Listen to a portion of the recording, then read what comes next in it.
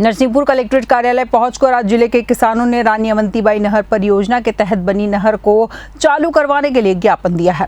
इस दौरान दर्जनों किसानों ने कलेक्ट्रेट कार्यालय नरसिंहपुर पहुंचकर नारेबाजी की और वहां डेरा डाल दिया। खेत में लगी मूंग और गन्ने की फसल की सिंचाई को लेकर नहर चालू करवाने की मांग रखते हुए कहा कि 15 जून तक जिले की नहर चालू हो जाती है तो किसानों की गन्ने और मूंग की फसल बच जाएगी, नहीं तो गन्ने और मूंग की फसल बर्बाद होने की कगार पर है। किसानों के ज्ञापन को लेकर जिले के कलेक्टर शीतला पटिले ने भी जल्द नहर चालू होने का आश्वासन दिया है। बहरहाल अब देखना यह होगा कि आखिर किसानों की नहरें कब तक चालू होती है या फिर कलेक्टर के द्वारा दिया हुआ आश्वासन सिर्फ आश्वासन ही रहेगा या उस पर कोई कार्रवाई होगी।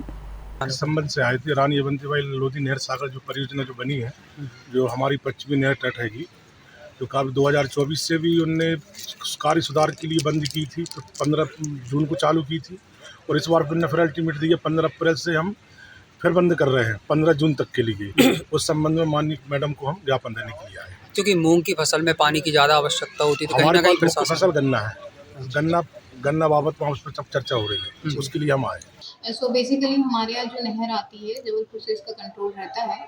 मूंग के सीज़न में विशेष करके गर्मी में हमारे ज़िले में अधिक मूंग होती है, लगभग 1,30,000 हेक्टेयर में, तो वहाँ पे पानी की आवश्यकता रहती है। अनफॉर्चुनेटली मेंटेनेंस का कार्य जो है उसके लिए इस बार विज्ञप्ति करीब 1 सप्ताह पहले जारी हुई थी और उसमें बताया था कि वो लोग बंद रखेंगे नहर। इस संबंध में मेरे द्वारा भी नहर डिपार्टमेंट के समस्त लोगों के साथ एक बैठक की गई। सीए साहब से भी हम लगातार चर्चा में हैं और कमिश्नर साहब के भी संज्ञान में ये है।